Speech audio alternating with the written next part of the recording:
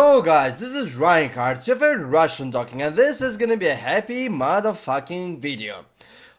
First of all, the happy video about the Unholy DKs. I actually feel like spec is coming along quite nicely. Now, with that said, there are very few things I want to address here right now.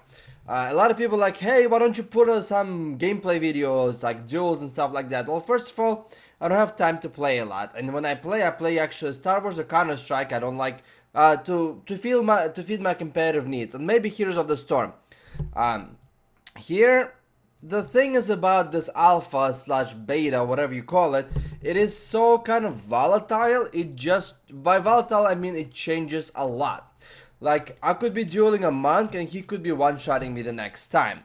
I can duel be red paladins and the red paladin will use the equality on me, and I would literally lose 1.2 million of my HP out of 1.5 million. Basically, there's a lot of stuff that's being addressed and being worked here right now, and quite honestly, I personally don't feel like being a guinea pig in terms of playing kind of a broken version of the game. But they are tuning the numbers and it is actually working relatively well. And this video is not about it. This video is about how happy I am as Unholy DK. However, it's just the first thing I want to address. I will be posting lots of gameplay videos, lots of dueling, lots of how to duel classes, how to do arenas and battlegrounds, which specs are best, which specs are worse for that. But I will do it, my friends, only after maybe probably 2 months down the road, when the most of the numbers are going to be finalized. However, what am I happy about right now is that I'm feeling like a Mists of Pandaria Unholy Decay version is back without the Soul Reaper. But it actually is harder to play Unholy right now than in Mists of Pandaria. And everybody's like, what the fuck? The prune, the hashtag prune. The prune is so bad. Well, the prune is bad and I fucking hate prune. And the same runes are also kind of a garbage idea because there's no diversity, there's no thinking in terms of managing your runes. However, the new changes that they made, the feel of Unholy is actually pretty damn good. So today I'm gonna talk about, and I'm gonna touch base with a kind of like a different specs and choices that we can have as Unholy DKs. And how everything kind of puts together. And when it comes to guides, my friends, when it comes to huge nerd number crunching and theory crafting, I'll be doing it probably again 2 months down the road when the numbers are going to be finalized, when I feel like I already have Blizzard has not me, but Blizzard has a good grasp on how the spec legitimately works. So with that said, we're gonna look at a few different changes when it comes to rotational, the situational, and a few other stuff like that.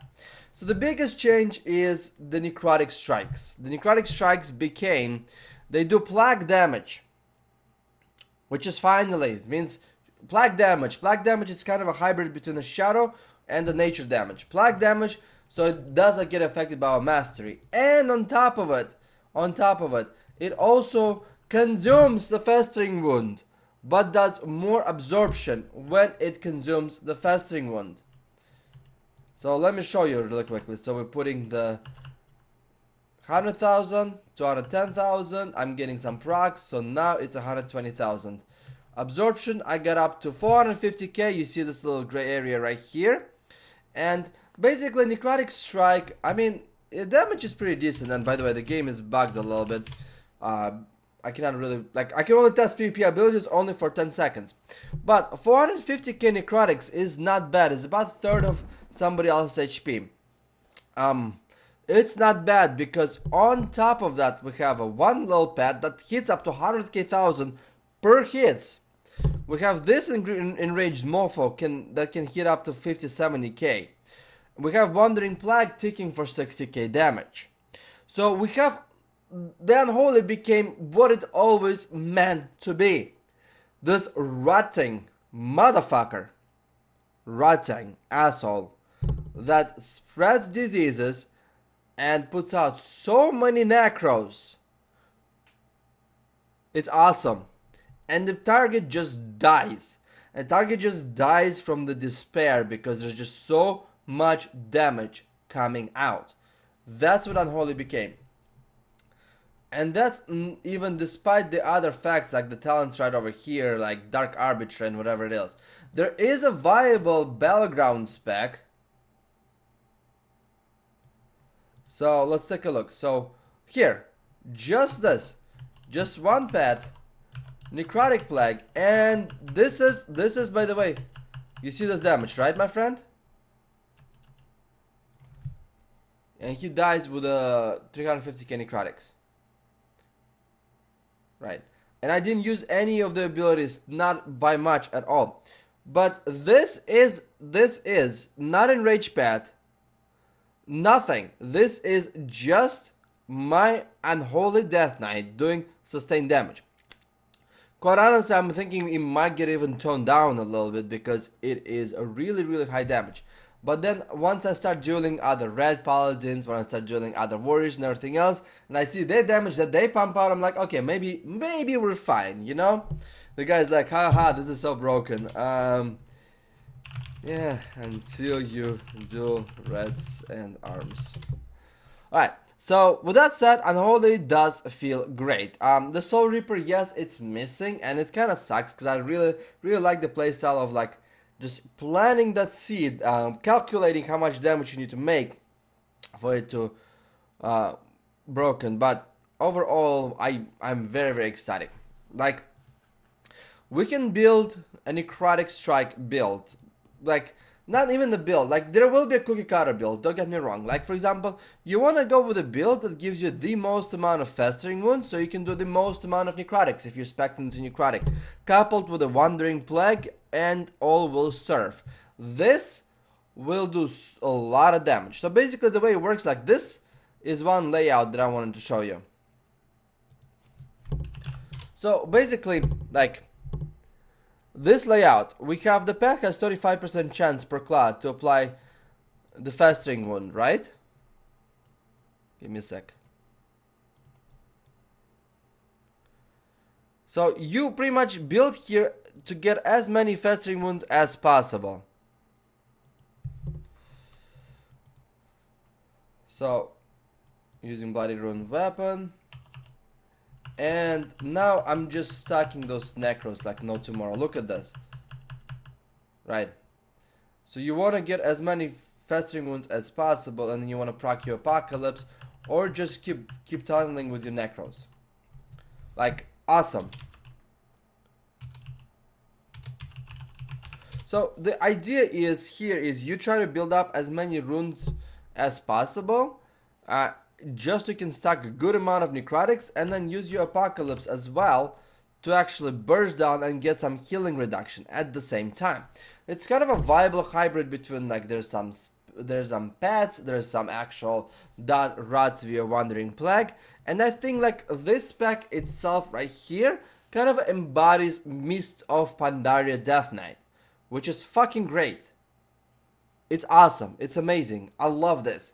But the thing I like more about the Legion, my friends, is that not only we got that, but we also got some plasticity here. Like, if I can spec with Ebon Fever, probably Epidemic, not even, and probably like Pandemic right over here, basically what happens is I'm not going to be using my Wandering Plague, but I'm speccing my main Virulent Plague to be pretty much, that's in Battlegrounds. That's basically, and I'm going to be like, that's where I'm going to be doing Battlegrounds and testing and everything else. It's coming up, my friends, trust me. But that's where basically we're going to have so much rot potential here, because the Pandemic does decent damage and it refreshes diseases, and then there's no cooldown on Outbreak anymore. So you Outbreak 1, 2, 3, 4, 5. Like, once you get to 10 people outbreaking, all you do is you just spam Pandemic along with Epidemic. So Pandemic, Epidemic, Pandemic, Epidemic, Pandemic, Epidemic, Pandemic, Epidemic. And the damage that the Unholy Decay will do is ridiculous. It's not going to be a lot of single target, but area effect wise, boy, that's a lot. And we can actually stack with the Debilitating infestation. Outbreak reduces the movement speed of all effective enemies by 50% for 3 yards. So not even Specknet Asphyxiate or Sludge Belcher. But the more you outbreak, you pretty much AoE snare the entire enemy team all the freaking time. So that's another spec that we can do. And then we can run like really scary Unholy Mutation, Reanimation. Like there's so much more nerd analyzing, and they did actually put effort into Unholy. Finally, I'm actually gonna tweet them and say thank you guys, thank you so much for actually tuning Unholy, because I like it. They gave us Dark Command back, by the way, which is awesome, and I'll tell you why. And there'll be like a guide videos and everything else. Like imagine Shadowcleave Unholy Decay with a Wandering Plague or Crypt Fever. Crypt Fever actually can do up to like 70k in PvP environment as well. So overall, I am very satisfied with Unholy Decays and the way they work right now. So that's basically it. I thought that we needed a positive video. So, and this is subjectively thinking, like, and I know people like, well, Reinhardt, you said you shouldn't have been stressed out before, like 2-3 months ago. I'm like, no, dude, listen, like, listen right here, because the numbers we had is out of whack, and the playstyle was actually really terrible, and there was no even complexity in the Unholy. But since they kind of evolved the Necrotic Strike, the Wandering Plague became not useless completely, and now Unholy is actually shaping up really nicely. They changed the Apocalypse or whatever it's called. Like the Unholy became really nice spec. So, and I'm really happy that I actually gave tons of feedback about that, and they listened, and they listened well. So that's what I want to say. Thank you Blizzard, and thank you my followers. Have a good day.